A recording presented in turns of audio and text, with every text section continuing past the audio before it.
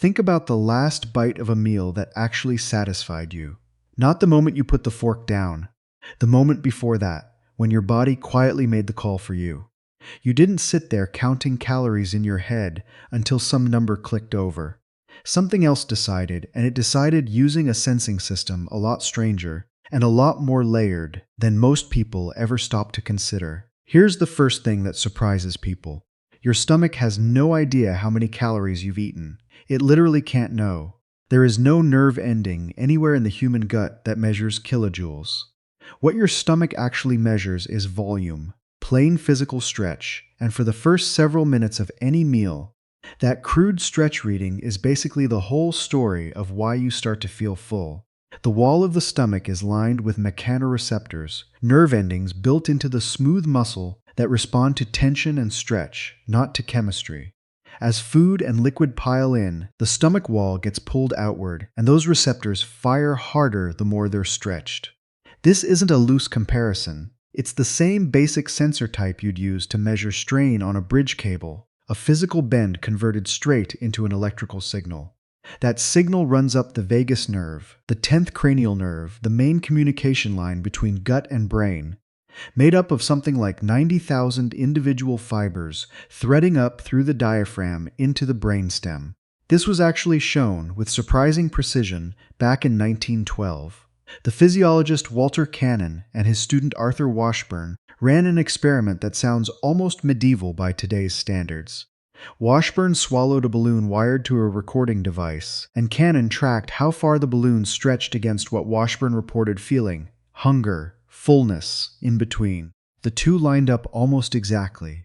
Stretch the stomach mechanically, with no food involved at all, and the feeling of fullness shows up anyway.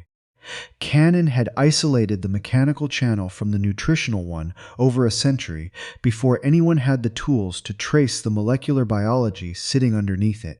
An empty adult stomach, fully relaxed, holds around 50 milliliters, a few tablespoons if that.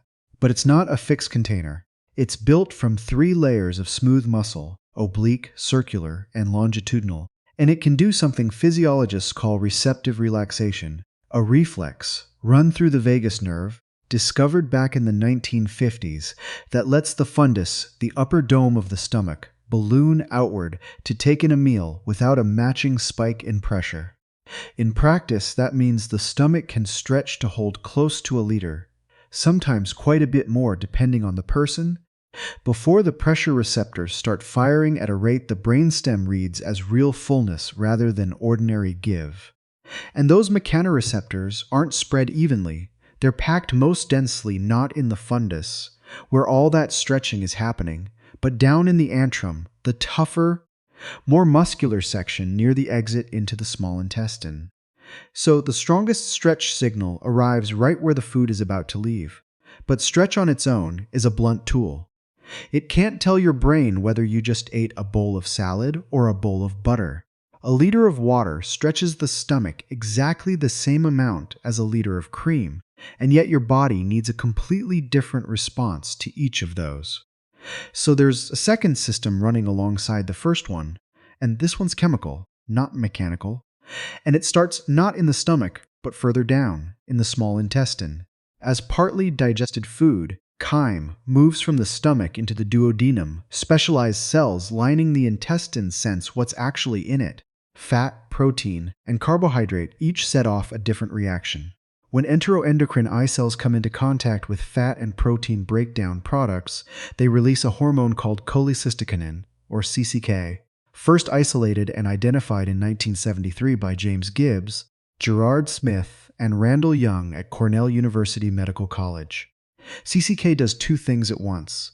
It slows down how fast the stomach empties, which keeps food sitting there longer so the stretch signal doesn't fade. And separately, it acts directly on the same vagal nerve fibers already carrying that stretch signal, turning the volume up on a channel that's already open. That's why a meal with the same volume, but more fat and protein, leaves you feeling fuller for longer. The chemistry is amplifying the mechanics, not replacing it. The receptor CCK locks onto on those vagal fibers is called CCKA, and pharmacologically, It's the same receptor class that experimental appetite suppressant drugs were targeting decades before GLP-1 medications became a household name. CCK itself doesn't stick around.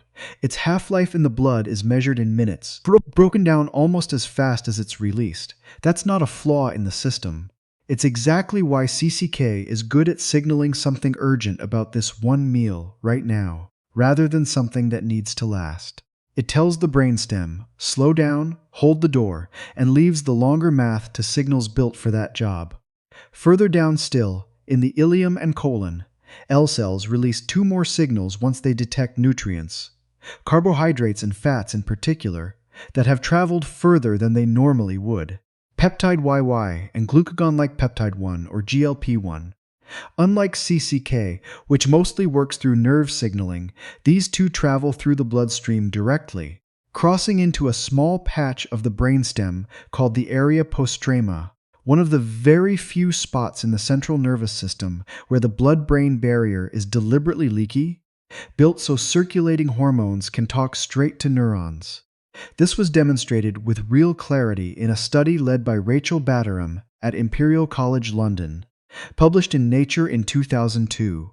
Batterham's team infused PYY straight into the bloodstream of healthy volunteers at levels that matched what the body naturally produces after a meal, while those same volunteers had eaten nothing at all. At a buffet afterward, they ate roughly 30% less than when they'd been given a placebo infusion instead. No food had touched the stomach. No stretch had occurred. One circulating hormone injected into someone on an empty stomach was enough to suppress appetite as if a full meal had already gone down. Turns out the chemical channel doesn't need permission from the mechanical one. Now here's where the timing gets interesting, and this is the part that explains something almost everyone has felt but few people can actually name. POI and GLP-1 don't fire the instant food goes in. Nutrients have to physically travel from your mouth, through the stomach, and reach the lower small intestine and colon before those L cells can even detect them and start releasing anything. Depending on the meal, that trip takes somewhere between 10 and 20 minutes. That's not a design flaw, it's just a direct consequence of where the sensor happens to sit, a meaningful distance down the pipe. Eat quickly, and in 8 minutes you can comfortably put away an amount of food that would have triggered a strong chemical satiety signal at minute 15. Except that signal hasn't arrived yet. This is the actual mechanism behind the advice you've heard 100 times. Eat slower, and almost nobody who repeats it could tell you why it works at the level of L-cell transit physiology. It works because you're giving a hormone time to get there. A study led by Alexander Kokkinos at Lyko General Hospital in Athens, published in the Journal of Clinical Endocrinology and Metabolism in 2010, put this to the test directly. The same meal, identical in composition and volume, was given to 17 healthy volunteers on 2 separate occasions, once eaten in 5 minutes, once eaten in 30. Afterward, PYY and GLP-1 levels were measurably higher following the slow meal. Reported fullness tracked those hormone levels almost exactly. Not the food, not the volume, the elapsed time. 2 physically identical meals, in the same body, producing 2 different chemical fullness signals, purely because of the clock. All of these signals, mechanical stretch from the stomach wall, CCK from the duodenum, PYY and GLP-1 from further down the intestine, and a third player, leptin, released continuously by fat tissue in proportion to how much body fat you carry, discovered in 1994 by Jeffrey Friedman's lab at Rockefeller University. When they cloned the OB gene in mice, all of it converges on one structure in the brainstem, the Nucleus tractus solitarius, and from there gets relayed up to the arcuate nucleus of the hypothalamus. Inside the arcuate nucleus, there are 2 groups of neurons with opposite jobs. POMC neurons, once activated by all these converging satiety signals, release peptides that suppress appetite. AgRP neurons do the reverse, activated by hunger signals like ghrelin, a hormone the stomach itself releases during fasting. Discovered in 1999 by Masayasu Kojima's team at Kurume University in Japan, and they drive food-seeking behavior with startling force.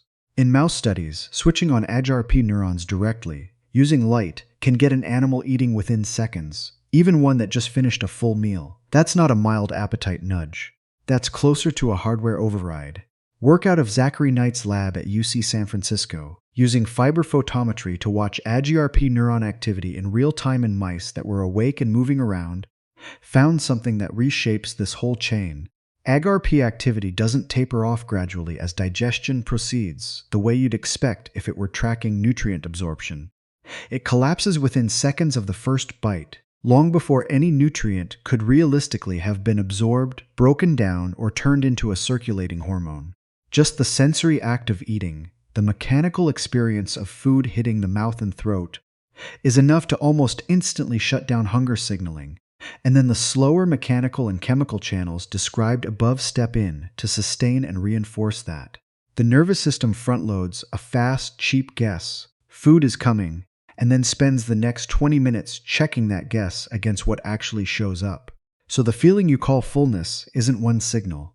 It's a live vote being counted across 4 separate biological systems, each running on a different clock. Instant mechanical stretch, duodenal chemistry that plays out over a few minutes, an intestinal chemical delay of 10 to 20 minutes, and a slow background signal from fat tissue that shifts your baseline over days and weeks. Your brainstem isn't reading off a single number. It's pulling together a shifting multi-channel stream of data and turning that into the plain, simple feeling of having had enough. There's a strange little footnote to this whole story, and it comes from what happens when the system gets deliberately rewired. In gastric bypass surgery, one of the most effective treatments we currently have for severe obesity, the mechanism behind the weight loss was assumed for a long time to be simple: smaller stomach, less room so people just eat less. But careful hormonal studies on bypass patients turned up something the restriction story couldn't explain. PYY and GLP-1 levels in these patients rise fast and rise a lot after eating, far more than the anatomy alone would predict, because the surgery lets food reach the L-cell-rich lower intestine almost immediately instead of after the usual delay.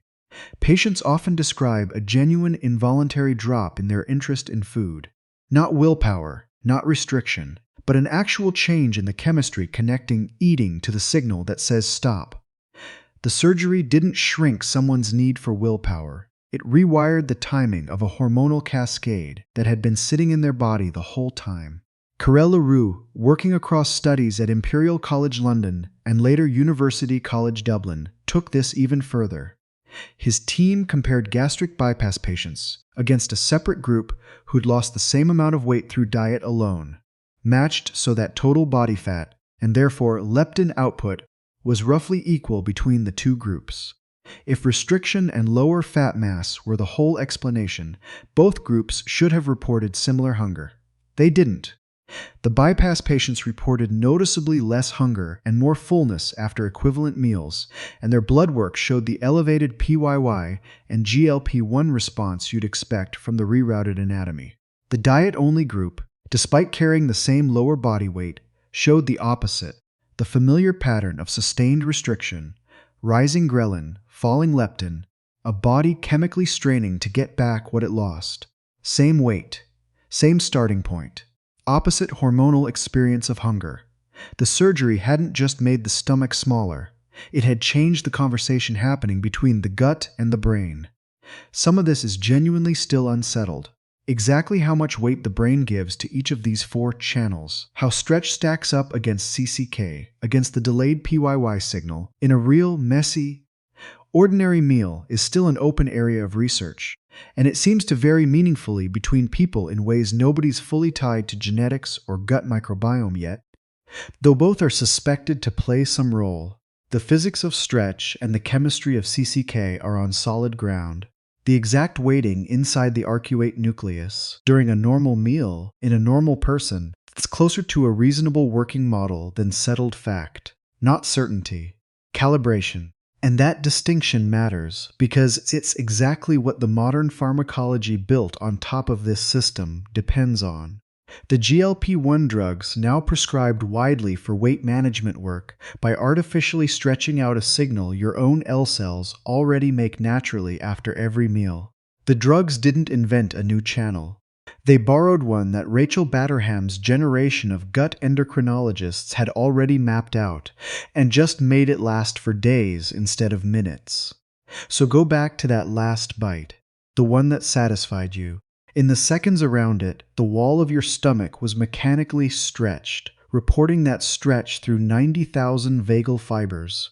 Cholecystokinin, released by cells in your duodenum, was slowing your gastric emptying and turning up the volume on that same nerve signal. If enough time had passed since you started eating, PYY and GLP-1, released by cells you've never once consciously felt, were already moving through your blood, crossing straight into your brainstem. And leptin, made continuously by every fat cell in your body, was quietly setting the baseline everything else got measured against. 4 systems, 4 different clocks, one felt sensation. You experienced it as a single simple thought, I'm full. And underneath that thought was an entire committee.